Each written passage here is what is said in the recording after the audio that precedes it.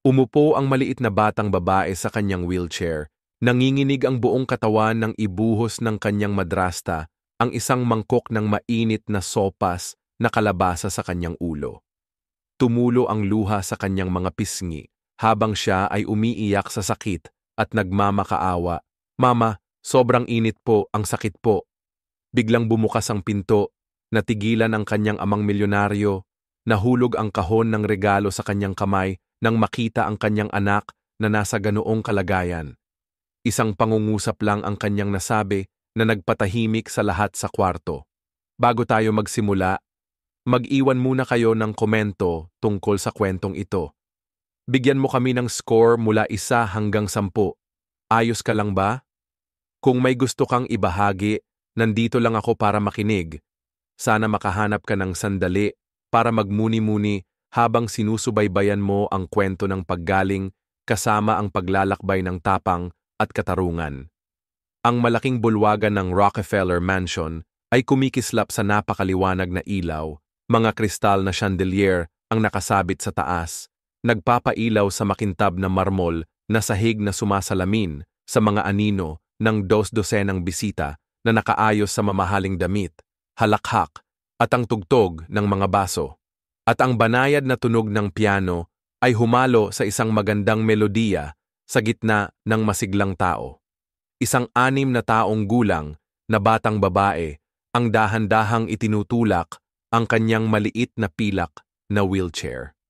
Siya si Emma Rockefeller, nag-iisang anak na babae ni David Rockefeller Jr., isa sa pinakamayaman at pinakamakapangyarihang tao sa New York. May malambot siyang gintong kayumangging buhok, maputlang balat, at malalaking mga mata na laging may marupok na ningning. Mula nang mangyari ang malagim na aksidente sa dagat, paralisado na ang kanyang mga paa magpakailanman. Suot ni Emma ang simpleng dilaw na damit at maingat niyang hawak ang gilid ng kanyang upuan. Hinahangad niya ang pagmamahal, gusto niya ng mahinahong kamay na dumampi sa kanyang balikat, pero simula nang mamatay ang kanyang ina, tanging pagpapabaya at kalupitan lang ang natatanggap niya. Ang babaeng naglalakad ng buong kumpiyansa sa gitna ng bulwagan na nakapulang gown, si Hillary Clinton, ang pangalawang asawa ni David, ay hindi kailanman tinuring si Emma na anak sa harap ng iba. Palaging mukhang maganda at kaakit-akit si Hillary, ang ngiti niya ay kasing tamis ng pulot. Pero si Emma lang ang nakakaalam na sa likod ng ngiting iyan ay naglalagablab na galit at pagkamuhi. Ngayong gabi ang kaarawan ni Hillary. Karamihan sa mga bisita ay mga makapangyarihang tao mula sa mundo ng pananalapi at politika. Nangunguna sa pagsisikap na makuha ang loob ng karamihan ay si Chelsea Clinton, ang nakababatang kapatid ni Hillary, nakaporma sa isang marangyang lila na gown at palihim na tinititigan si Emma na may halong pang-aasar. Kasama ni Chelsea ang kanyang asawa na si Mark Mesvinsky na nakaasul na suit, na hindi tumitigil sa paglabas ng mga bastos at mapanuyang biro. Sinubukan ni Emma na itulak ang sarili niya papunta sa buffet table para kumuha ng isang baso ng tubig, pero sobrang siksikan ng tao kaya hirap siyang igalaw ang maliit niyang upuan. Bigla na lang nahirapan, nadikit ang kanang gulong sa mahabang laylayan ng pulang gown ng isang bisita malapit doon. May marinig na punit na tunog, natumba ang baso ng pulang alak sa kamay ng lalaki, tumapon sa puting carpet na sobrang linis at nag-iwan ng malinaw na pulang mantsa.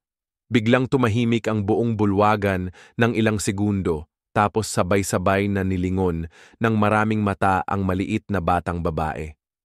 Natigilan si Emma, mahigpit niyang hinawakan ang armrest, mabilis ang tibok ng kanyang puso. Mabilis na lumapit si Hillary, nakangiti pa rin ng matamis para makita ng mga tao. Yumuko siya, medyo malakas lang ng boses para marinig ng mga malapit. "Honey, clumsy ka na naman." Malambing ang mga salita pero naglalagablab ang mga mata niya na parang gusto niyang sunugin ang bata dun din. Nanginig si Emma at bumulong, Pasensya na, hindi ko sinasadya." Pinisil niya ng todo ang mga daliri niya sa upuan hanggang namutla. Pinilit niyang tumingin kay Hillary Tahimik na nanalangin na mapatawad siya kahit alam niyang malabo yun. Lumapit si Hillary at bumulong para si Emma lang ang makarinig. Alam mo ba? Maliit na sumpa, lagi akong pinapahiya sa harap ng lahat. Nang walang sinabi, umikot siya, kinuha ang mainit na mangkok ng pumpkin soup sa buffet table, tapos biglang ibinuhos sa ulo ni Emma. Bumagsak ang metal na kutsara sa sahig kasabay ng tunog nito. Dumaloy ang mainit na sopas sa malambot niyang gintong kayumangging buhok, tumulo sa kwelyo ng damit niya at bumaba sa maliliit niyang balikat. Pinapalaki ni Rockefeller ang bagong asawa niya. Sino ba ang magtatangkang makialam? Biglang natawa si Chelsea, tuwiran niyang tinuturo si Emma. Grabe, ang babaeng to talaga ang sumpa ng pamilyang Rockefeller? Sabi ni Mark Misvinsky, mukhang haharap na ang pamilya na to sa malas dahil pinapaliguan nila ng problema yung babaeng pilay na to sa bahay nila. Naririnig yung tawa ng mga nang-aasar na hinaluan ng tahimik na paghinga ni Emma. Sinubukan niyang punasan yung sopas na tumutulo sa mukha niya gamit yung nanginginig niyang maliliit na kamay, pero lalo lang nitong nalat ang dumi at naging mas masahol pa. Nakatayo si Hillary ng matikas, hawak ang nakakaakit ng ngiti niya na para bang ang ginawa niya ay simpleng disiplina lang. Nilapitan ng mga mata niya ang buong kwarto. Walang sino mang bisita ang nangahas na tutol, kaya lalo pang sumaya ang mukha ni Emma. Yumuko siya, basa ang buhok na dumikit sa pisngi at patuloy ang pagpatak ng luha. Hindi siya nangahas tumingin sa iba at sa isang basag na boses ay bumulong, "Pakiusap, huwag mo na akong kamuhian, magbabago na ako." Biglang bumukas ng malakas ang pinto sa harap, umalingaw-ngaw ang ingay sa buong pasilyo.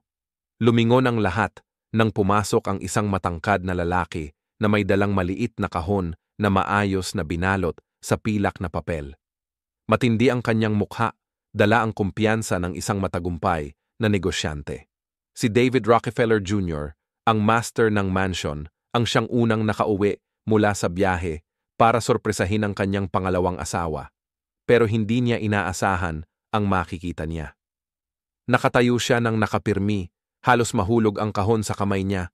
Nakatitig si Emma, ang kanyang anak na babae, na basang-basa sa pumpkin soup habang ang kanyang mga luha ay nakatingin sa sahig. Biglang naging mabigat ang hangin at nawala ang tawanan. Napalingon si Hillary saglit, pero mabilis siyang nakarecover at nagkunwaring masaya sa kanyang ngiti. Habang lumapit siya para magpaliwanag, hindi makapagsalita si David. Nanginig yung kahon ng regalo sa kamay niya, pero ang puso niya talaga ang tuluyang nagkabasag. Pinipit ni David ng mahigpit yung kahon sa kamay niya, mabilis na naglakad sa gitna ng tao na nagbigay daan para makaraan siya.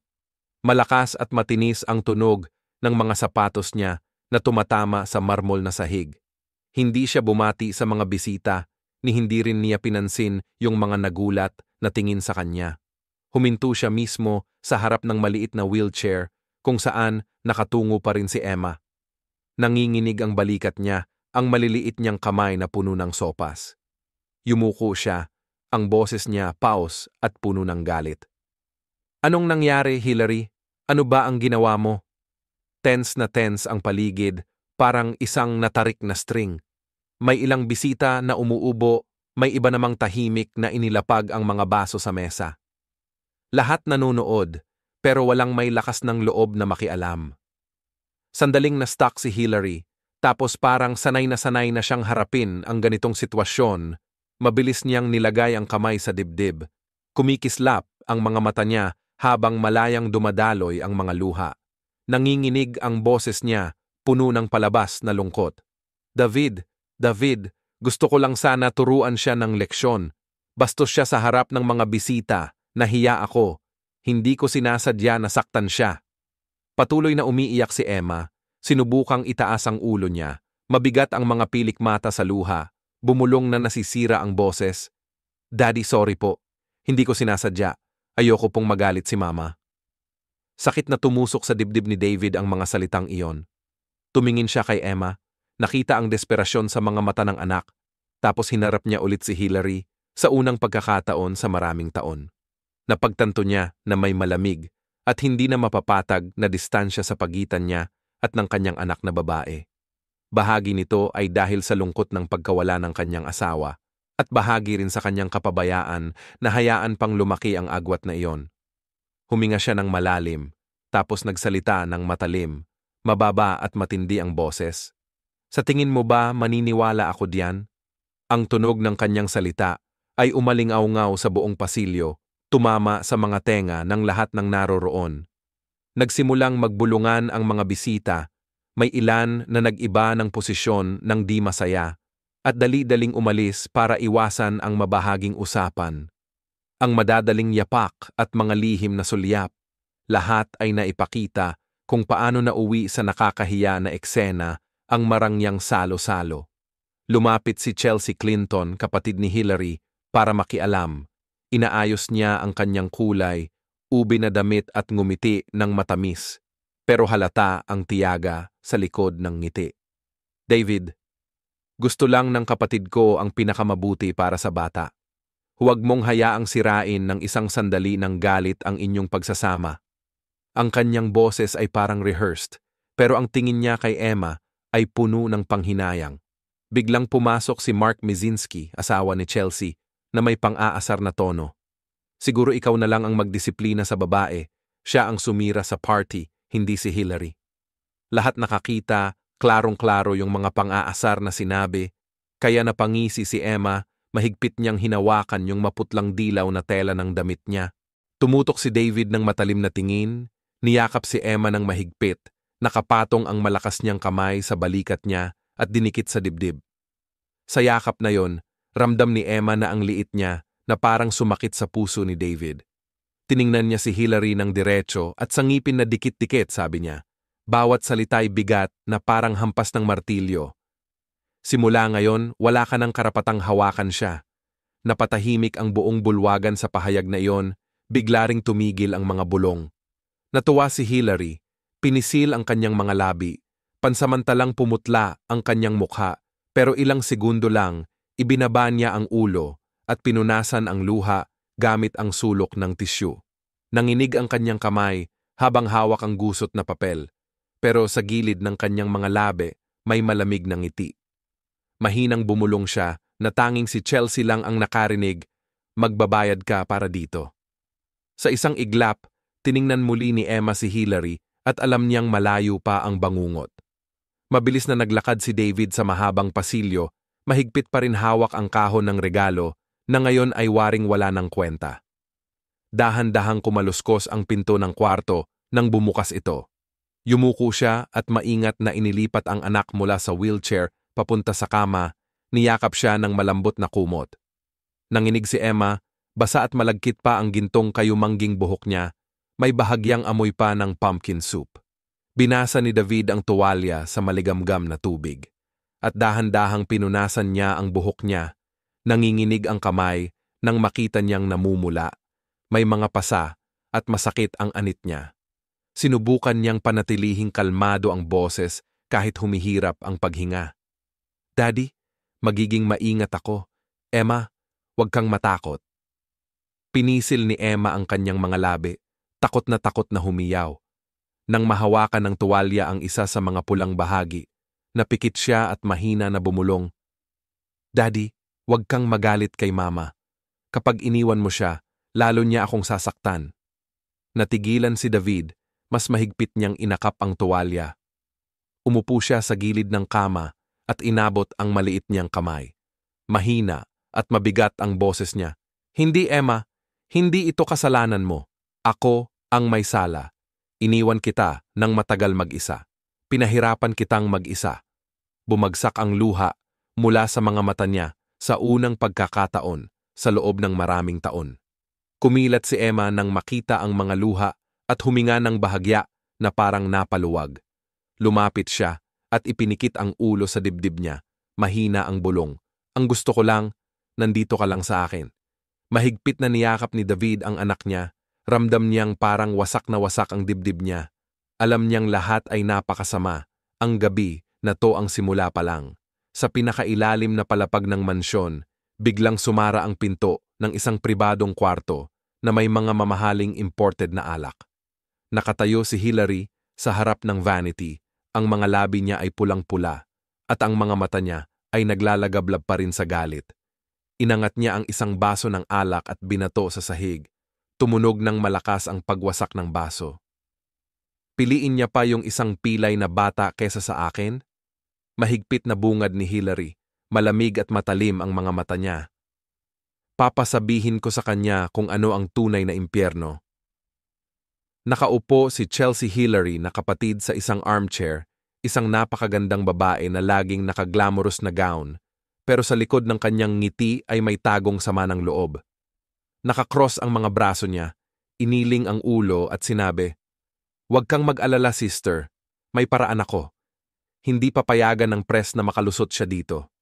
Kilala namin isang tabloid reporter at sa isang sensational na headline, babagsakin namin ang reputasyon ni David."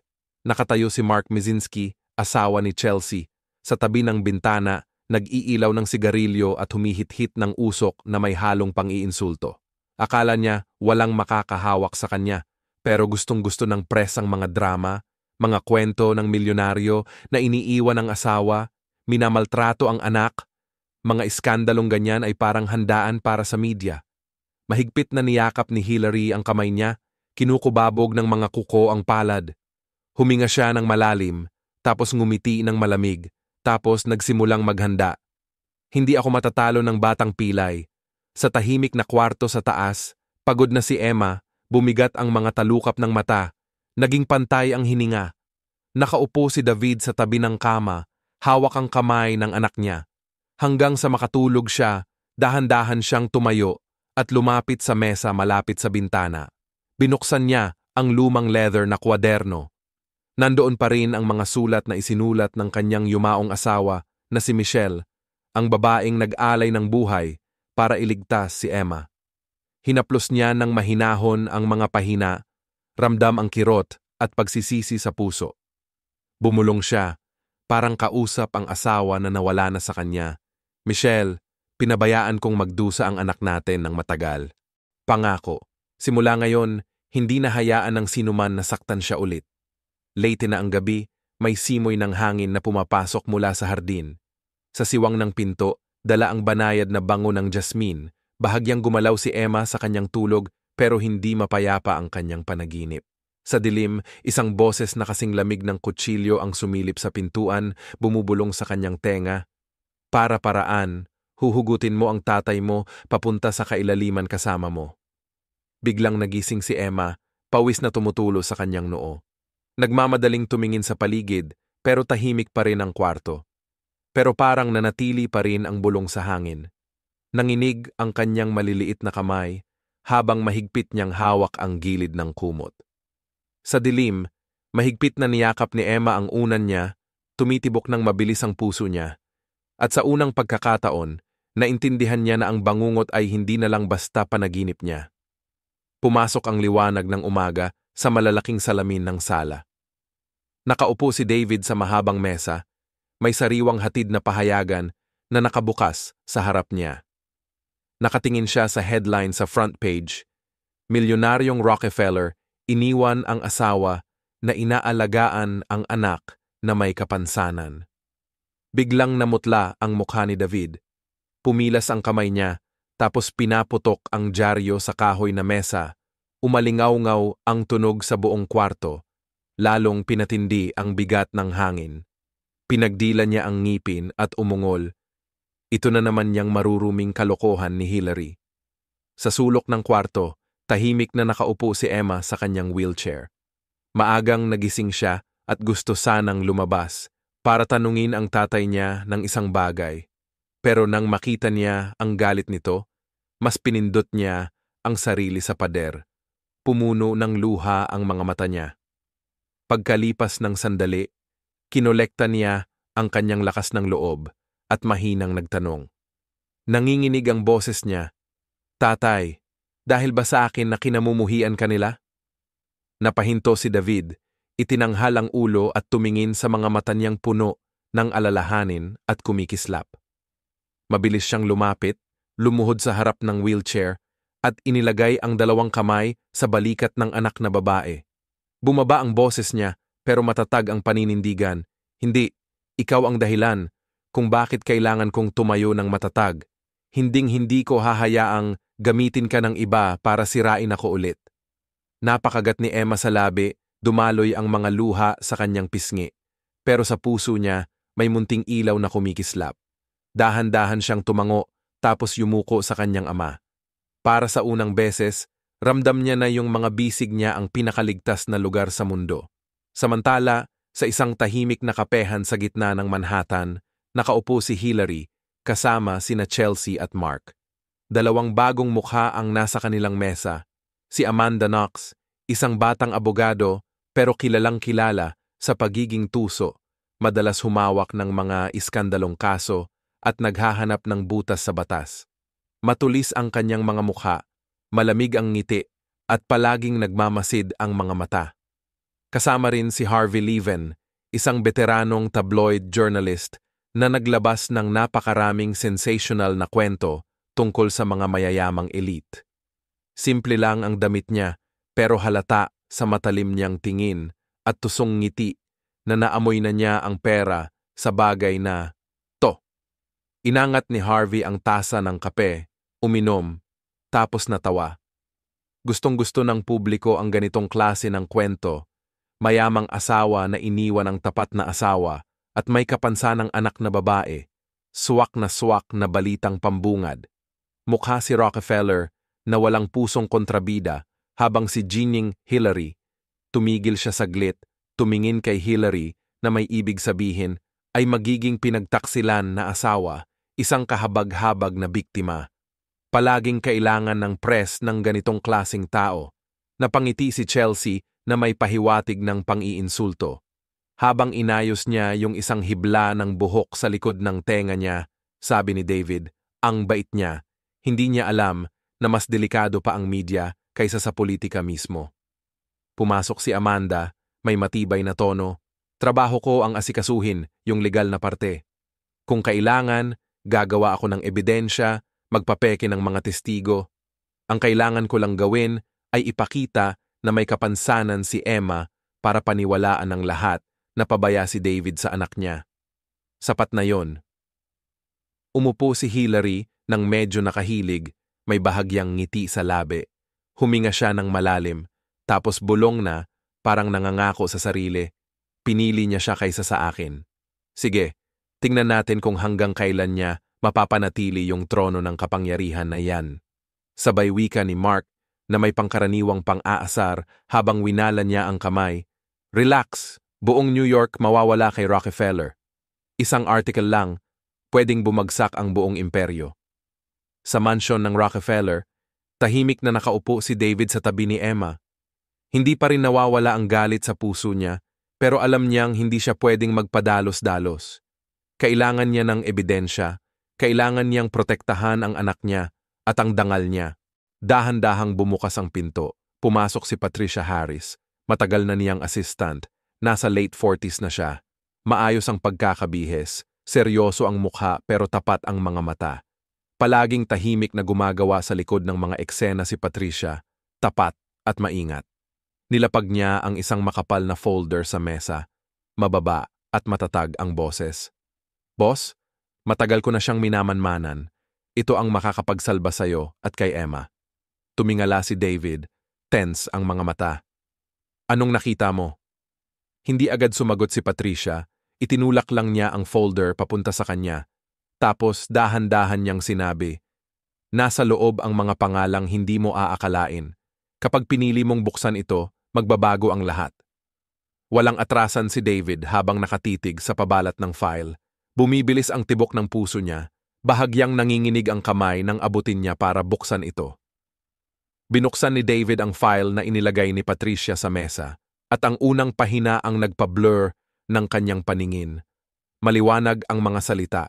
Craig Robinson. Bahagyang nanginginig ang kamay niya. Si Craig, kapatid ni Michelle, ang yumaong ex-wife niya, isang taong bihira niyang makita dahil sa layo ng pamilya. Pagkatapos ng libing, hindi niya inasahan na lalabas si Craig sa file na ito. Bumaba ang boses ni Patricia. Dapat makilala mo siya. Nakita ni Craig ang mas marami kaysa sa akala mo. Hindi nagatubili si David nung hapon na yon sa tahimik na sala nang pumasok si Craig Robinson. Siya ay isang medyo matandang lalaki, matangkad at payat, na ang mukha ay parang tinuklap ng panahon. Ang mga malalalim niyang mata ay may dalang lungkot dahil sa pagkawala ng kapatid niyang babae. At may isa pang bagay, isang galit na matagal nang tinatago. Umupo si Craig at tumingin diretso kay David. Ang boses niya ay magaspang at mabagal.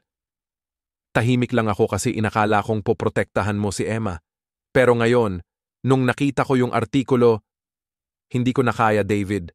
Panahon na para protektahan mo ang anak mo. Hindi sumagot si David. Nagpatuloy si Craig, lalong nangiba ang boses niya sa bawat salita. Marami na akong beses na bumisita, nakita ko si Hillary, na itinutulak si Emma sa wheelchair papunta sa sulok. Narinig ko siyang pinapahiya ang bata, tinawag siyang pabigat, ulilang bata, sumpang nagdadala ng malas. Tinitiis lang ni Emma ng tahimik, hindi niya kailanman sinubukang sabihin sa'yo. Ibaba ni David ang ulo, tumagos sa puso niya ang mga salita ni Craig na para bang mga talim. Bulong niya, halos para sa sarili lang. Nasaan ako nung nangyari lahat yon? Mula sa hagdan, pinanood ni Emma habang nakikinig sa mga piraso ng usapan. Ang maliliit niyang mata ay napuno ng luha pero ngayon, hindi siya umiyak ng malakas. Kinuha niya lang ang kanyang labi hanggang sa pumunit, hawak ng mahigpit ang armrest ng kanyang wheelchair, pinipilit pigilan ang pag-iyak. Kinabukasan, pumunta si David sa elementary school ni Emma. Doon niya nakilala si Jane Goodall, ang guro sa art ni Emma. Si Jane ay isang babae na nasa 30s, may mahinahong mukha at matatag na mga mata. Sa kanyang mesa, nakalapag ang isang bunton ng mga drawing na ginawa ni Emma sa klase. Maingat na iniabot ni Jane kay David ang bawat isa. Mga bahay na nakalock, isang maliit na batang babae na nakatayo sa likod ng rehas, kadiliman ang bumabalot sa lahat. Sa isa pang drawing, makikita ang batang babae na nakaupo sa wheelchair, may madilim at aninong anyo na nakatayo sa likod niya. Tumingin si Jane diretso kay David, matatag at malinaw ang boses. Napapansin mo ba na sa lahat ng mga guhit na to, hindi kailanman iginuhit ni Emma ang stepmother niya na may ngiti? Natuwa si David, nanginginig ang kamay habang hinahawakan ang papel na may kalat ng Crayola. Tiningnan niya si Jane, nanginginig ang boses. Anong klaseng ama ba ako? Para hayaan ang anak kong babae na mabuhay sa impyerno sa loob ng sariling bahay niya. Dahan-dahan inilagay ni Jane ang kamay niya sa mesa, malambing pero matatag ang tono. May chance ka pa, pero kung maghihintay ka pa ng kahit isang araw lang, titigil na si Emma sa paniniwala sa kahit sino. Pagdating ng hapon, bumalik si Patricia kasama ang isa pang saksi. Isang matandang lalaki ito na matagal nang naninirahan sa Upper East Side, kapitbahay na ng pamilya Rockefeller. Hawak niya ang maliit na USB drive, tense ang mukha at nanginginig ang boses. Matagal ko na itong pinanghahawakan. Akala ko walang maniniwala sa isang matanda na tulad ko, pero ngayon na nakikita ko lahat ng sumabog sa mga dyaryo, hindi na ako pwedeng manahimik. Binuksan ni David ang USB, lumabas sa screen ang mukha ni Hillary na balisa at galit. Sa video, itinutulak niya pababa sa hagdan ng bahay ang wheelchair ni Emma. Umalingaw-ngaw ang sigaw ni Emma, tapos nakita sa video ang batang babae na nadudulas sa semento, hawak-hawak niya ang hangin para makaagapay.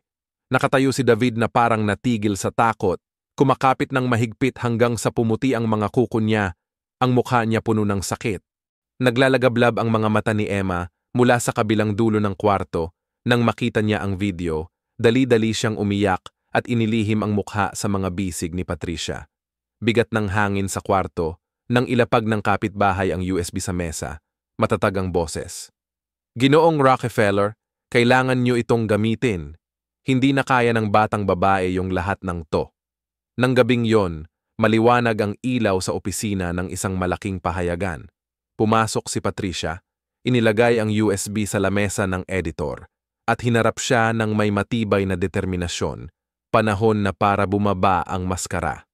Samantala, sa ibang lugar, ni-raise ni Hillary ang telepono at diretsyong tinawagan si Harvey. Malamig ang boses niya, parang bakal, ituturo ko sa kanya kung paano mawala lahat sa isang araw lang. Nang umaga na yon, puno ang courthouse sa Manhattan ng mga tao sa harap ng gates. Nagtipon-tipon ang mga reporter, mga kamera nakapoint sa mahabang pila ng mga itim na sasakyan.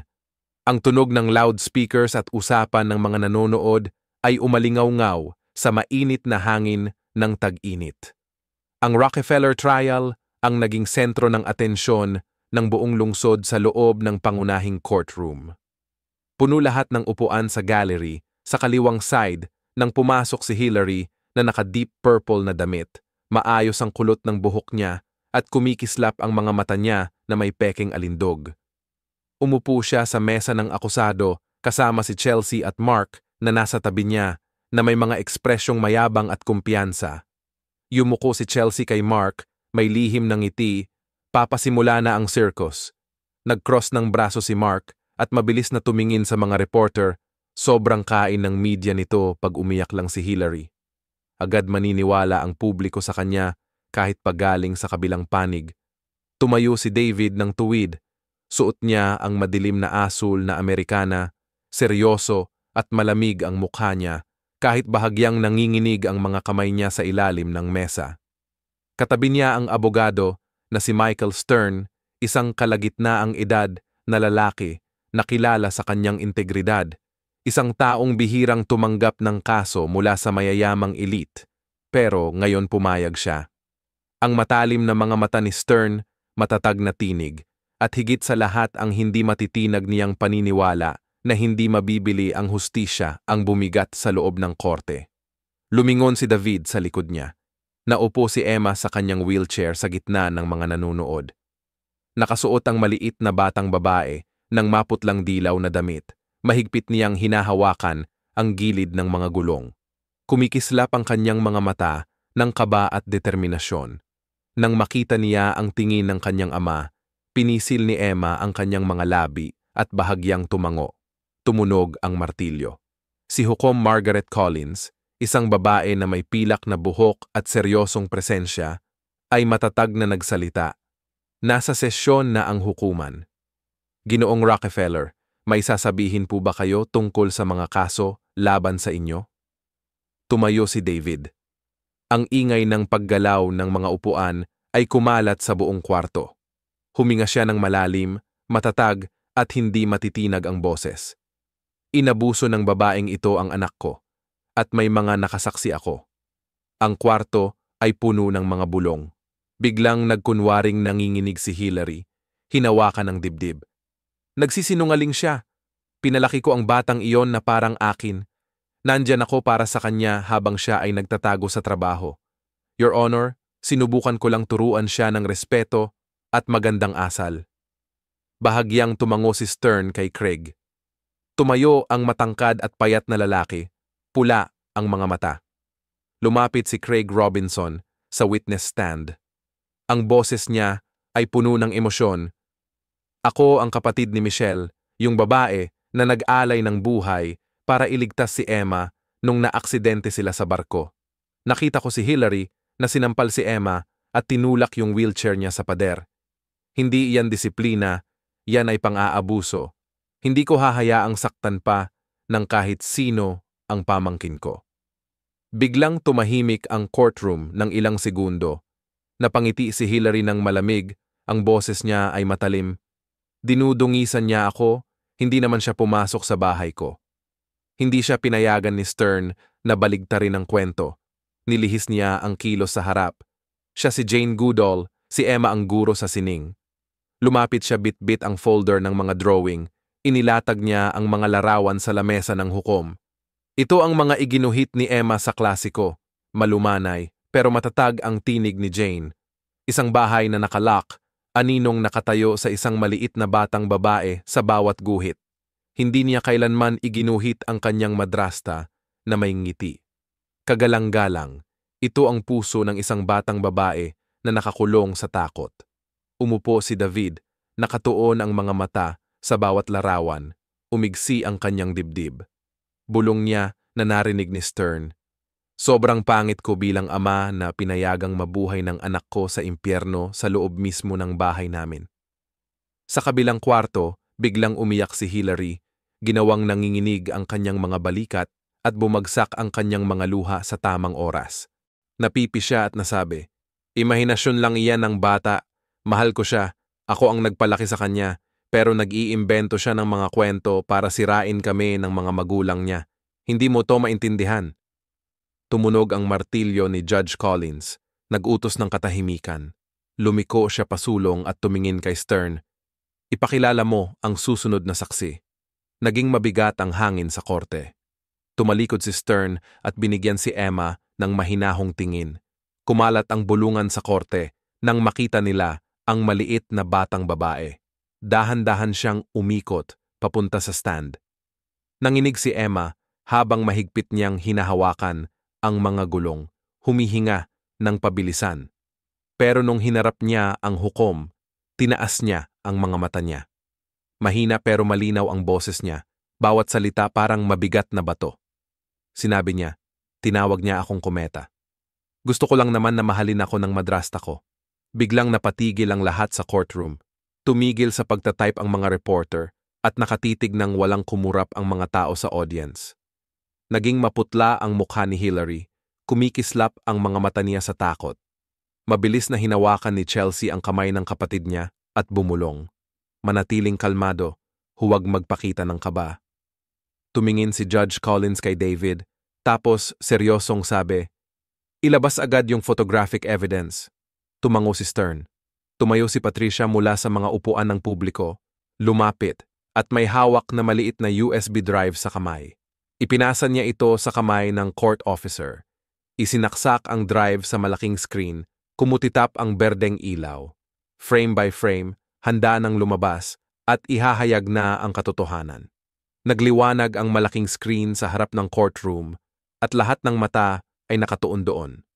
May mahina na huni ng kalansing na narinig, tapos unti-unting lumitaw ang larawan, isang hagdang bato sa harap ng mansyon ng Rockefeller. Nakaupo si Emma sa wheelchair, nakababa ang ulo. Lumitaw si Hillary, naglalagablab ang mukha sa galit. Hindi na mapagkakaila ang malinaw na pangyayari. Itulak niya ng malakas ang wheelchair, gumalaw ito bigla, at nahulog si Emma sa hagdan. Umalingaw-ngaw ang matinis na sigaw ni Emma sa buong korte na para bang nanahimik ang lahat. Sumunod, may umiyak na bata, nanginginig at sugatan, na winasak ang katahimikan. Sabay-sabay namang huminga ng malalim ang mga tao sa loob. Mula sa likurang hanay, may ilang tinig na biglang sumabog, hindi makapigil ng sarili. Grabe, ang cruel naman yan, may kapansanan pa na bata, tapos ginawa pa niya yon. Isang batang journalist na magulo ang buhok na nakaupo sa unahang hanay, ang ibinaba ang mukha sa kanyang laptop, mabilis ang mga daliri sa keyboard. Sa kanyang screen, unti-unting lumilitaw ang headline sa malalaking letra. Nailantad ang malupit na madrasta, hindi mananahimik si Rockefeller. Biglang tumayo si Hillary, namumula ang mga mata at sumigaw ng mataas, "Lahat ng yan mga kasinungalingan. Pinagkakasundo-sundo niyo ako para sirain." Mahigpit na hinawakan ni Chelsea ang kamay ng kapatid niya, mukha niyang matigas. Sinubukan niyang magsalita pero nanginginig ang boses niya. "Kapatid ko, sinusubukan lang niyang disiplinahin siya. Pasaway yung bata, kailangan lang siyang itama." Nawala ang mga salita niya sa tumitindi na alon ng mga galit na bulong. Iba si Mark, ibinaba niya ang ulo, magkakapit ang mga daliri ng mahigpit, pawis na tumutulo sa noo niya. Nang maglakas loob siyang tumingin sa screen, nanginginig siya. Nawala yung pang-aasar na tono niya, pinalitan ng takot na nakabara sa lalamunan niya. Mahigpit na hinawakan ni David ang kamay ni Emma habang yumuko siya. Ang boses niya ay paos pero matatag. "Hindi ka na nag-iisa, nandito na ako." Tumingala si Emma sa ama niya. May luha pa rin sa mga mata, pero hindi na puro takot ang nadarama. May kakaibang pakiramdam na gumising sa loob niya, isang marupok na ginhawa na may kasamang panginginig. Tumunog ang martilyo at nagsalita si Judge Margaret Collins ng may matibay na tinig. Bawat salita ay tila utos, "Sapat na." Batay sa ebidensya ng video at testimonya ng mga saksi, inuutusan ko si Hillary Clinton, Chelsea Clinton, at si Mark Mezvinsky ay ikukulong habang hinihintay ang karagdagang paglilitis sa mga kasong pang-aabuso sa bata, paninirang puri, at pagmamanipula sa media. Yumanig ang silid hukuman nang mabilis na lumapit ang mga security officer na nakaitim na uniforme. Tumunog ang bakal ng mga posas nang ipitin nila ito sa mga pulso ni Hillary. "Hindi niyo pwede to gawin sa akin. Ako ang biktima," sigaw ni Hillary habang nagwawala, pero wala na siyang sinumang naniwala. Ibaba ng ulo ni Chelsea, namumula ang mga mata niya. Nahihirapan si Mark sa pagsasalita, "Maghahanap pa tayo ng ibang paraan, di ba?" Pero wala nang sumagot. Umalingaw-ngaw muli ang kalansing ng mga posas, kasabay ng mga yapak na tumatama sa marmol na sahig habang dinala palabas ang mga akusado. Unang beses na nanood si Emma at hindi natakot ang nakita sa mga mata niya, may bahagyang liwanag ng pag-asa na parang nabiyak ang madilim na lungkot sa puso niya at may sumilip na munting sinag ng liwanag. Umupo si David sa tabi ng anak niya. Mabigat ang dibdib, pero unti-unting humihinga ng mas maayos. Alam niyang hindi pa ito ang katapusan, pero kahit papaano, napilas na ang maskara sa harap ng lahat. Nang ibaba ni Emma ang ulo niya, hawak-hawak ang dulo ng kanyang damit. Tahimik niyang naisip kung mawawala ba talaga ang takot sa loob niya o mananatili lang ito. Naghihintay na bumalik ang dilim. Pumikit sa likod nila ang pinto ng pribadong kwarto at humina ang ingay mula sa pasilyo ng hukuman. Inilapit ni David ang upuan sa maliit na sopa at mahinahong pinunasan ang mukha ni Emma gamit ang tisyu. Basa ng luha ang buhok niya sa gilid ng ulo, kaya maingat niyang inalis ang bawat hibla, dahan-dahan na parang natatakot na masaktan siya. Huminga siya ng malalim para mapatatag ang nanginginig niyang boses, tapos nagsalita ng malinaw kahit medyo paos. "Pasensya na, dapat nandito na ako noon pa." Tinitigan ni Emma ang sapatos ng tatay niya, tapos ang nanginginig na kamay na inaayos ang buhok niya. Nilunok niya ang kanyang lalamunan para mapanatili ang matatag na boses, pero nanginginig ito. "Uuwi ka ba ulit?"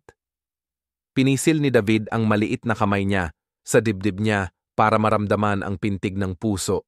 Lumapit siya at niyakap siya ng mahigpit. "Hindi kailanman. Ikaw ang pinakamahalagang bagay sa akin. Anuman ang mangyari, palagi akong nandito para sayo." Muling bumukas ang pinto at pumasok ang isang batang babae na naka-dark suit na may suot na badge na may nakasulat na victim advocate. Maikling ipinakilala niya ang sarili. "Ako si Maya Lewis. Ako ang victim advocate ng korte. Maaari akong mag-ayos ng paunang psychological support para sa kanya, pati na rin magbigay ng hotline kung kakailanganin." Nagpasalamat si David at humingi ng mga materyales. Pagkatapos ay nagsignal na gusto niyang makasama mag-isa ang kanyang anak na babae. Naintindihan ni Maya, iniwan ang isang folder ng mga brochure at tahimik na lumabas. Kinuskos ni Emma ang kanyang mga mata at unti-unting humina ang kanyang boses. "Natatakot akong magkakaroon ako ng masamang panaginip ngayong gabi." Tumango si David. "Kung matakot ka, tatawag tayo o babasahin kita hanggang makatulog ka." Sa mga sumunod na araw, natutunan ni David kung paano maging ama, na para bang muling pinag-aaralan ang isang wikang nakakalimutan na. Gumising siya ng mas maaga kaysa sa alarm niya, nag-toast ng tinapay, inayos ang peanut butter at strawberry jam sa mesa at tinanong kung alin ang gusto ng anak niyang babae. Tiningnan ni Emma ang plato saglit, tapos mahina niyang sabi, "Gusto ko na may saging, parang laging ginagawa ni Mama." Binuksan ni David ang cabinet at clumsy na hiniwa ang saging. Hugis-hugis ang mga piraso, may makapal, may manipis. Sa unang pagkakataon, bahagya pero kitang-kita ang ngiti ni Emma. "Okay lang yan, Dad. Gusto ko nga ganito." Tuwing hapon, nag-e-ensayo siya na itulak ang wheelchair ni Emma sa Central Park. Ang mga pamilyar na daan ay naging aralin sa paghinga at pagtitiis. Nasa likod lang si David, nakahawak ng bahagya sa mga hawakan. Pinapabayaan si Emma na pumili ng daraanan. Gusto mo bang tumawid sa Stone Bridge o bumalik tayo sa parang? Sandaling nag-isip si Emma, tapos itinuro ang direksyon papuntang lawa. Mas malamig doon, mas madaling huminga. Sige, dahan-dahan lang tayo. Naglakad silang tahimik ng ilang sandali, nakikinig lang sa huni ng mga ibon at ang tunog ng gulong sa daan hanggang sa nagsalita si Emma. Tatay, dati ba inaawitan ako ni nanay para makatulog? Tumulo ang luha ni David sa lalamunan. Oo, inaawitan niya ang You Are My Sunshine. Gusto mo bang marinig? Tumango si Emma. Dahan-dahan siyang nagsimula, isang linya lang sa bawat pagkakataon, hindi na kasing matatag ang boses niya pero puno ng init. Umupo si Emma nang nakahilig sa likod ng upuan, kalahating nakapikit ang mga mata, nakarelax ang kamay niya sa gabi. Pinatay ni David ang kanyang telepono bago maghapunan at inilagay ito na nakababa sa mesa. Tumawag si Patricia para ayusin ang schedule niya pero sumagot siya ng mabilis. I-reschedule lahat ng mga meeting sa gabi, unahin ang schedule ni Emma. Mainit ang boses sa kabilang linya. Opo sir, aabisuhan ko ang board, manatili ka lang sa kanya sa school. Tinanggap ni Jane Goodall ang ama at anak sa pintuan ng art class. Iniabot niya ang bagong set ng mga guhit. Pinalamutian ni Emma ang langit ng mas maliwanag. May mga anino pa, pero may bintanang bukas na. Tumingin si David kay Emma na medyo nahihiya at mahina ang sabi. Sinubukan ko lang, hindi naman maganda. Ang ganda, sabi ni David nang matatag dahil sayo to. Sa unang gabing magkasama silang nagbabasa, pinili ni David ang isang simpleng picture book. Umupo siya sa tabi ng kama niya. Inilagay ang kamay ni Emma sa pahina para sabay nilang maiikot. Pinahinto niya ito sa isang linya nang sinadya, naghihintay ng tanong ni Emma. Tumingala si Emma. Bakit natatakot yung maliit na oso sa dilim? Siguro kasi iniiwan siya roon ng matagal, sagot ni David. Pero basta may humahawak sa kamay niya, hindi na ganoon kakilabot ang dilim. Tahimik si Emma ng ilang segundo. Kung matapon ko ng tubig ang libro, magagalit ka ba? Hindi, ngumiti ng banayad si David. Tatanggalin natin at itutuloy ang pagbabasa. Isang gabi, umubo ng malakas si Emma dahil sa ginaw. Bigla na lang tumayo si David, kumuha ng maligamgam na tubig at hinaplos ang likod niya. Natutunan niyang magbilang ng maayos, 1, 2, 3, para makahinga siya ng sunod-sunod. Natutunan niyang alamin kung kailan kailangan niyang huminto. Ayos ka na ba? Mas okay na ba? Nag-atubili si Emma. Magtatrabaho ka ba bukas? Oo, pero umaga lang. Sa hapon, dadalhin kita kay Miss Maya tapos dadaan tayo kay Jane. Huminga ng maluwag si Emma. Sana makabalik ka agad. Isang hapon, dumaan sila sa Mount Sinai. Doon nila unang nakilala si Dr. Anthony Fauci, ang pediatric pulmonologist na may kulay pilak ang buhok at mahinahong boses. Maingat niyang ipinaliwanag ang paggamit ng inhaler at tamang paghinga. Ang pinakaimportante, maramdaman niyang pinapakinggan siya, sabi niya. Ang kalagayan ng isip niya ang tutulong para manatiling maayos ang daanan ng hangin. Nagpasalamat si David, isinulat lahat ng detalye, at nagtanong pa tungkol sa kung paano harapin ang mga atake sa gabi. Pinanood ni Emma silang dalawa, ramdam niyang hindi siya nakakalimutan ng kahit sino. Habang pauwi, hindi pinatay ni David ang radyo, nagkwento siya ng ilang munting alaala tungkol kay Michelle, iniiwasan ng trahedya, parang pagbubukas lang ng bintana ng kaunti para pumasok ang liwanag. Noon, gumawa si nanay mo ng mga pancake na hugis bituin, sabi niya. Bawat isa ay isang healing. Tawa si Emma, nakanganga ang mga mata. Pwede ka bang gumawa bukas? Susubukan ko pero di ko maipapangako na kasing ganda ng kay nanay, sagot ni David. Hindi naman kailangang maganda, sabi ni Emma, habang iniiling ang ulo. Kailangan lang na sayo yon. Nang dumaan sila sa tabi ng lawa, biglang hinampas ng hangin ang scarf ni Emma at napadpad. Natawa siya nang biglang tumingin nang instinctively pagkatapos noon. Nakatayo na si David laban sa hangin, kinukuha yon, pinupunasan, at muling inililigid sa kanya. Hindi siya masyadong nagsalita, mahigpit lang niyang tinali at bahagyang hinawakan ang balikat niya. Mula sa kilos na iyon, naintindihan ni Emma na may mga proteksyon na tahimik pero matibay. Nang gabing yon, nilinis ni David ang mesa at naghugas ng pinggan. Medyo clumsy pa siya, kaya tumalsik ang tubig at nabasa ang manggas ng kanyang shirt. Nakaupo si Emma sa upuan sa kusina at tumatawa. Ang kanyang tawa ay magaan at manipis, parang sinulid. "Kailangan mo ng apron," sabi niya. "May cooking teacher ba kayo?" tanong ni David. "Tumatanggap ka ba ng mga mas matandang estudyante?" Tiniyan ni Emma ang kanyang baba habang tumatango. "Nag-aaral ako gumawa ng star-shaped pancakes." May mga sandaling mas matagal kaysa sa mga salita. Gumuhit si Emma ng isa pang bahay, ngayon may pintong nakabukas papunta sa hardin. Upo si David sa likod niya, hindi nagtuturo o nagtutuwid, kundi unti-unting nagtatanong kung ano ang gusto niya. Sa huli, pininturahan niya ang isang bintana ng dilaw. "Bukas ang ilaw para makita mo ang daan pa uwi," paliwanag ni Emma. Noong gabing iyon, bago patayin ang ilaw, umupo si David sa gilid ng kanyang kama. Parang bagong ritual, hindi niya tiningnan ang phone niya, hindi nagmadali, naghintay lang sa huling tanong niya sa araw na yon.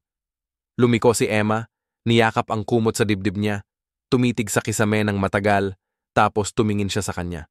Maliit pero malinaw ang boses niya. "Dad, pwede ba kitang tawaging bayani ko?" Bumuka ang bibig ni David pero di makasagot.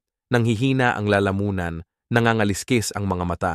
Tumango na lang siya ng matindi. Yumuko siya, pinindot ang kamay niya sa noo ni Emma at pinanatili doon parang pangako na hindi kailangang salita. Biglang napaiyak si David. Alam niyang ito ang unang hakbang ni Emma para buksan ang puso niya. Mabilis na pinunasan ni David ang luha na nakadikit pa sa gilid ng kanyang mata, tapos nilapit niya ang upuan sa gilid ng kama. Inaayos niya ang kumot ni Emma, pinahina ang ilaw, at pinababa ang boses na parabang natatakot siyang masira ang isang bagay na marupok. "Kung gusto mo, ikukwento ko sa'yo tungkol sa nanay mo, tungkol sa araw na yon." Bahagyang umiling si Emma at hinanap ng maliit niyang kamay ang kamay ng tatay niya, mahigpit itong hinawakan. Huminga ng malalim si David, pilit inaalam ang kanyang paghinga para manatiling kalmado. Nagsimula lang sa mga kailangang-kailangan nung araw yon, hindi agad nagbagyo sa dagat. Sabi niya, malayo ang tingin, para bang bumabalik sa alaala. Pero tumataas ang mga alon, sobrang taas na. Nagkakadabahan ang mga tao, nag-uusyusan para makuha yung mga life jacket. Nangangatog ang mga kamay ko, hindi ko mabuksan yung buckle dahil sa kaba. Ang nanay mo, kakaiba ang kalmado. Isinuot niya sa'yo yung sombrero, binalot ng scarf, bumulong ng something sa tenga mo na di ko narinig dahil sa malakas na hangin. Pinisil ni Emma ang labi niya. Medyo humigpit ang hawak ng kamay. Huminto sandali si David, tapos sinabi, "Isang life jacket na lang ang natira. Sinubukan kong kunin para sa'yo pero bago ko pa ito maayos na maisabit, biglang umiling ng malakas ang barko.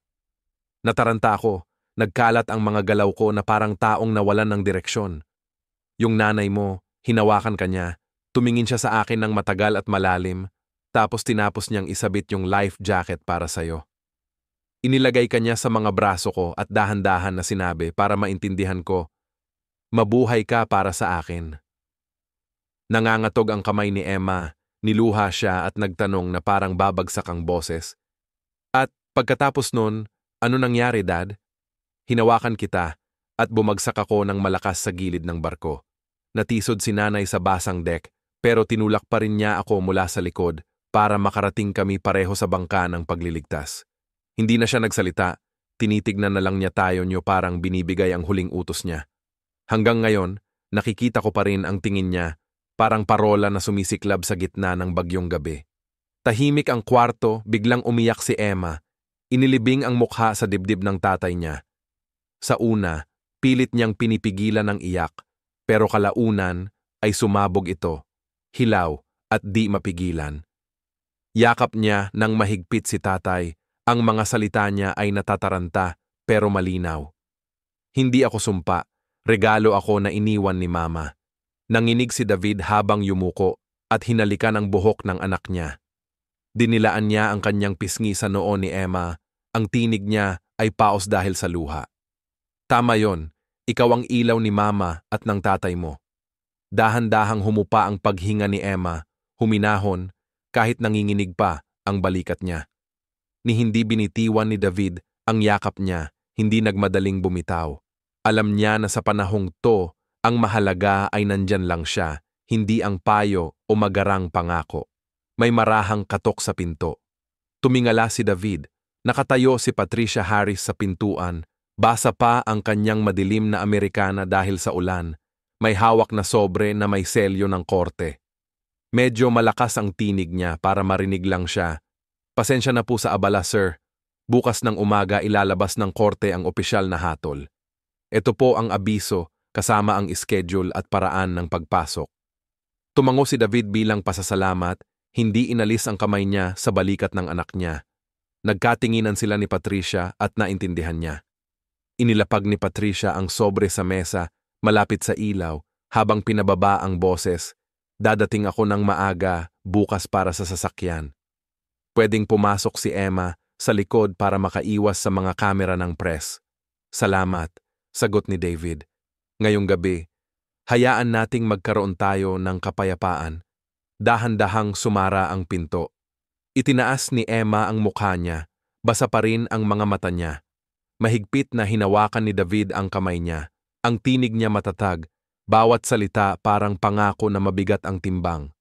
Kahit ano pa ang mangyari, poprotektahan kita. Natatakot ka ba, Dad? Mahinang tanong ni Emma. Siyempre, ngumingiti si David na halo ang lungkot at init. Pero ang takot, hindi ibig sabihin susuko ka. Bukas ng umaga, sabay tayong lalabas. Kailangan mo lang hawakan ang kamay ko. Ngumiti si Emma ng bahagya sa gitna ng kanyang mga luha, parang sikat ng araw pagkatapos ng ulan. Hinalukay niya ang kumot hanggang sa dibdib, nakatingin sa kamay ng tatay niya na nakapatong sa gilid ng kama. Pwede na akong matulog ngayon, mahina niyang bulong. Nandito lang yung parola. Pinababa ni David ang ilaw, iniwan lang ang bahagyang liwanag sa tabi ng kama.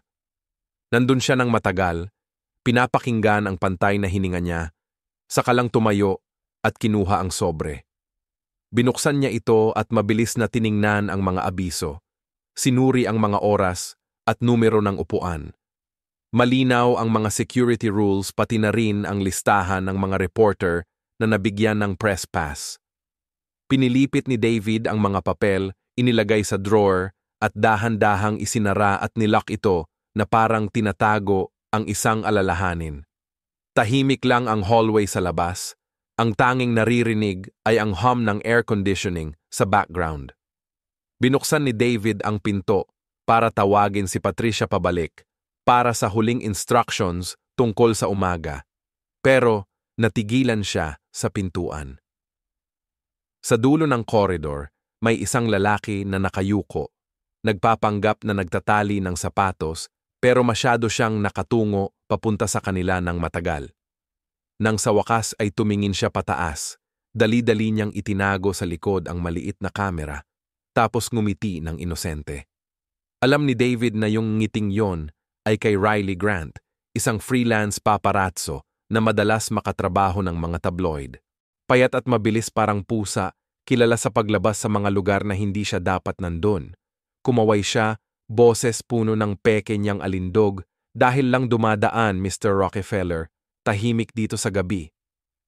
Private floor to, sagot ni David ng maiksi, malamig na parang nagsara ng pinto ng malakas. Alam mo naman ang mga patakaran. Nag-alsa ng balikat si Riley habang hinihila palabas ang phone niya na parang tinitingnan ang schedule niya. Dumulas ang kanyang hinlalaki ng mabilis, saglit lang na nagliwanag ang headline sa screen niya. Eksklusibo, gabi ng ama at anak bago ang hatol. Isinaksak niya ang telepono sa bulsa at naglakad na parang walang nangyari. Nakatayo si David, hawak ang doorknob. Iniisip kung tatawagan ba niya ang security o pipiliing panatilihin ang katahimikan para kay Emma. Pinili niya yung huli. Pumasara ang pinto, marahang kumatok ang kandado.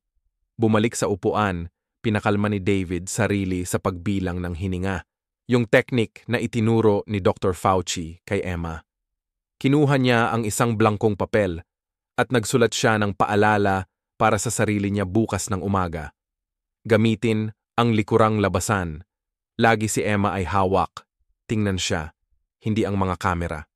Tinupi niya ang sulat at isiniksik sa bulsa niya na parang maliit na kompas, tapos yumuko para tingnan siya ng huli. Mahimbing na natutulog si Emma, may bahagyang ngiti pa rin sa labi niya. Ang parola, bulong niya, hindi ito nasa dagat, nandito mismo sa mga kamay ko. Humina ang ilaw, kumikislap pa rin ang lungsod sa labas, umiingay ang mga busina, umiikot pa rin ang mga balita sa radyo. Sa loob ng maliit na kwarto, mag-ama at anak na babae ay nakahimlay sa isang bihirang katahimikan. Parang nakatayo sa gilid ng baybayin pagkatapos ng bagyo, sa isang bahagi ng pasilyo, ipinadala na ni Riley ang unang litrato kasama ng isang sulat sa kanyang editor. Maibebenta ito bago mag-umaga. Malapit nang matapos ang laban para sa hustisya, pero ang laban ni Emma para sa pananampalataya ay kakaumpisa pa lang. Maaga pa lang ng umaga, isinuksok ni David ang jacket kay Emma at itinulak siya sa wheelchair pababa ng tahimik na pasilyo. Nauuna si Patricia para buksan ang likurang pinto habang mahinang pinaaalalahanan si Emma na huminga ng dahan-dahan, gaya ng utos ng doktor. Tumango si Emma, hinigpitan ang pagkakahawak sa armrest at nakatingin diretso sa unahan. Dumaan sila sa garahe, sumakay ng service elevator at iniiwasan ang mga kamera na nakaabang sa labas. Sa loob ng korte, nakaupo na si Judge Margaret Collins sa mataas na upuan, kalmado ang mukha. Tiningnan ni Court Clerk Miss Rivera ang listahan at bahagyang tinapik ang kanyang notebook. Inakay ng mga security officer ang mga nasasakdal, maririnig ang kalansing ng mga posas, mahina pero matatag. Mataas ang taas ng baba ni Hillary, kahit napalihim ang kanyang mga mata na palipat-lipat ng kinakabahan.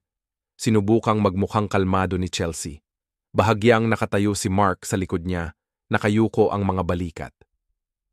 Nilagay ni David ang kamay sa balikat ni Emma bilang senyales na nandyan lang siya. Huminga siya ng malalim at bahagyang tumango. Nakaupo si Craig sa bahagi ng mga saksi, magkadikit ang mga kamay niya.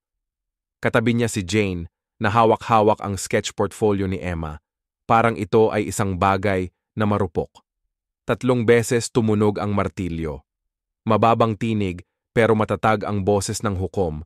Walang nasayang na salita matapos suriin ang mga litrato, mga testimonya ng mga saksi, at ang mga argumento na iniharap. Ang korte ay nagpasya ng ganito.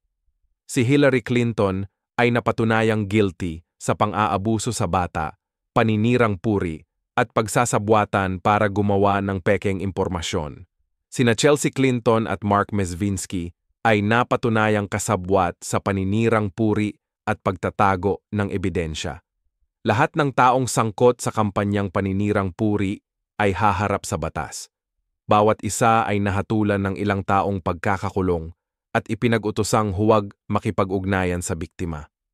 May mumurming umusbong at mabilis na nawala.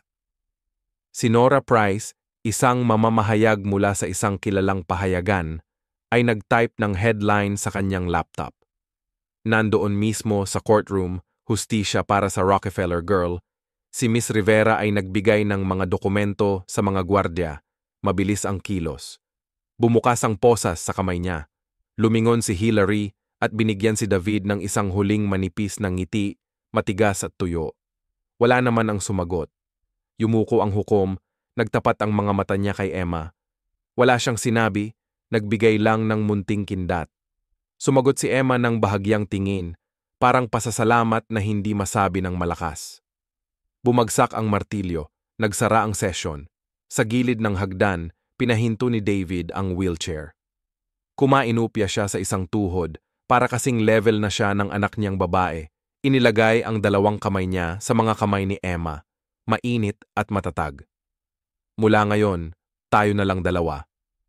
Tumingin si Emma diretso sa mga mata ng tatay niya. Malinaw ang mga mata niya parang salamin. Ngumiti siya sa dilaw niyang damit at mas matatag ang boses niya kaysa dati. Ikaw lang ang kailangan ko, Dad. Diniligan ni Patricia si Emma ng manipis na jacket at isinara ang kwelyo. Pinatpat ni Craig sa balikat ni David, walang kailangang sabihin. Lumapit si Jane at bumulong. Hihintayin ko si Emma sa school, kasama ang bagong mga watercolor. Lumiko si Emma sa kanya, pakiabot naman ng mga malalaking papel. Ngumiti si Jane, para makapinta tayo ng mas malaking langit. Sa mga sumunod na araw, hindi na ganoon kadalas tumunog ang telepono ni David tuwing gabi. Inabisuhan niya ng maaga ang board of directors, tapos pinayagan na ang pagbabawas ng mga after-hours na meeting. Tuwing umaga, magkasama silang kumakain ni Emma ng toast na may hiniwang saging na mas pantay kaysa dati. Habang pinapahid niya ang mantikilya, tinalikod ni Emma ang ulo niya para tingnan. Ayos lang ba? Mas gumagaling ka na dito? Sagot ni David, strikto kasi ang teacher ko. Ang pangalan niya ay Emma. Nang hapon na yon, nag-spend ng 1 oras ang tatay at anak na nagpipinta. Pangit ang pagpipinta ni David, pero sabik siyang magtanong tungkol sa paghahalo ng mga kulay. Matiyagang ipinaliwanag ni Emma na haluin lang ang asul at puti, tapos magdagdag ng konting dilaw para maging mas mainit ang kulay. Sinunod ni David ang mga sinabi niya, tapos nagulat siya nang biglang lumambot ang langit sa kanyang canvas. Parang Central Park sa paglubog ng araw, bulong niya. Kasi may nagtatulak ng wheelchair ng maayos, sagot ni Emma na may ngiti sa mga mata. Nang gabing yon, binasa ni David sa kanya ang isang kwento bago matulog. Nang tinanong ni Emma kung bakit nakatayo ang oso sa gitna ng gubat ng walang takot sa libro, sandaling tumigil si David bago sumagot dahil alam niya ang daan pa uwi. Tiningnan ni Emma ang mga mata ng kanyang ama at sinabi, "Paano naman ako? Nasa iyo naman ang mapa, di ba?" Inilagay ni David ang kanyang kamay sa dibdib. Bawat gabi, nagdadagdag tayo ng isa pang linya. Palagi silang nagkikita ni Maya Lewis bawat linggo. Tinuruan ni Maya si Emma kung paano pangalanan ang kanyang mga nararamdaman, kung paano huminto kapag sumisiklab ang takot. Sa silidpayo, nagsulat si Emma sa maliit na papel, "Takot sa dilim, tawagin itong malaking anino." Tapos, tiniklop niya yung papel at inilagay sa isang kahon. Sabi ni Maya, "Sa tinig na kasinggaan ng pagangat ng dahon, hindi mo naman sinilock away yung sarili mo, nilalagay mo lang siya sa lugar na kontrolado mo." Bumalik din sila sa Mount Sinai para makipagkita kay Dr. Anthony Fauci para sa updates sa treatment plan. Tiningnan niya yung breathing journal na sinulat ni David at tumango ng approval. "Pantay ang ritmo, kakaunti ang pag-ubo sa gabi, ang galing," sabi niya. Sagot ni David ng medyo maikli, "Salamat, doktor.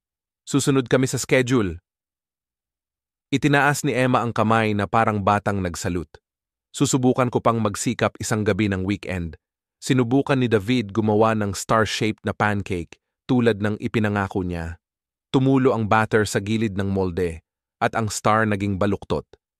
Ang kinalabasan ay di pantay, pero natawa pa rin si Emma na para bang may nakita siyang magic. "Maganda to kasi hindi ito perpekto, parang totoong langit," sabi niya. Nakaangat si David ng baba gamit ang kamay habang nakatingin sa magulong kawali at bumuntong hininga. "Wala akong alam na magic, kundi yung pag-flip ng pancake." "Ang magic ay nandyan ka sa tabi ng kalan," sabi ni Emma. "Sapat na yan." Natutunan din niyang manahimik sa tamang pagkakataon. Nang matagal nang nag-iisa si Emma, lumapit si David pero hindi siya pinilit na magtanong. Naupo siya sa sahig, nakasandal sa frame ng kama, nilapag ang teddy bear sa kanyang mga tuhod. Pagkaraan ng ilang sandali, nag-wheelchair na lumapit si Emma sa kanya. "Kakatapos ko lang mag-drawing ng bagong bintana," bulong niya. "Tumingin ito palabas ng hardin." Tumango si David.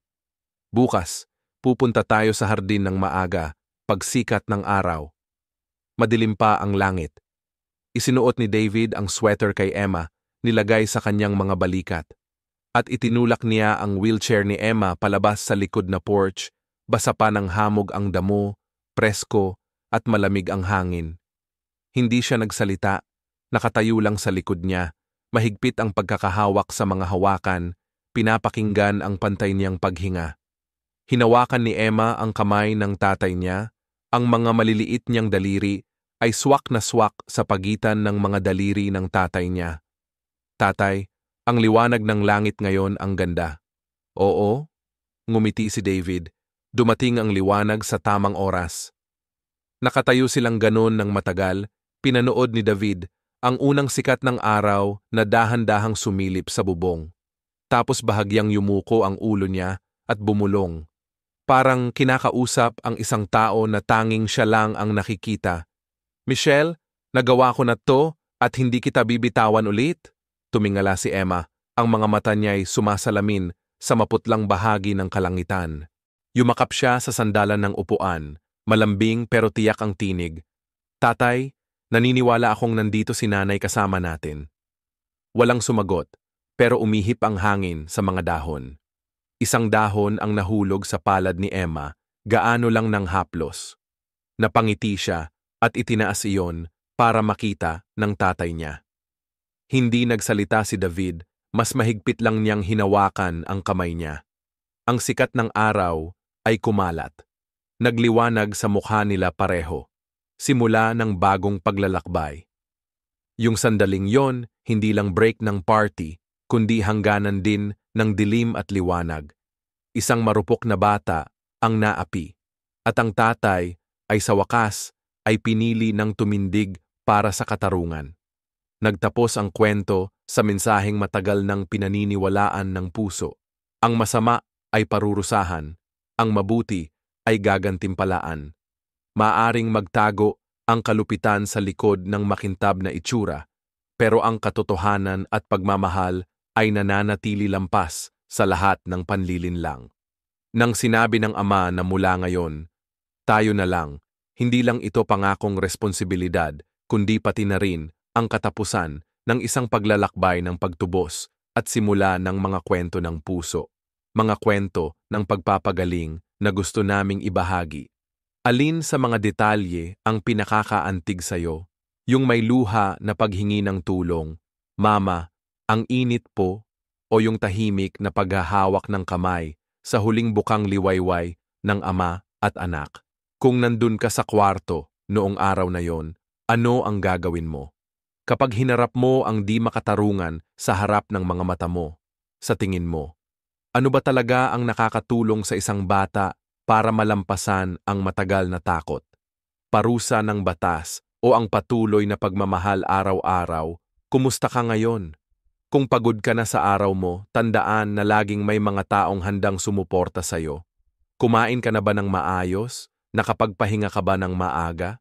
Hayaan mong ang kwento ng puso ay patuloy na kasama mo, nagbabahagi ng mga kwento ng paggaling para sa bawat gabi na magkasama nating lagpasan ang dilim gamit ang munting ilaw. Anong tema ang gusto mong ituloy natin? Ang relasyon ng ama at anak, ang tapang ng mga bata, o ang mga sandaling nagsasalita ang hustisya? I-share mo ang mga saloobin mo sa comments. Salamat sa pagiging kasama namin dito. Nagpapainit ng puso sa pamamagitan ng mga kwentong galing sa puso, mga kwentong talagang tumatago sa kaluluwa.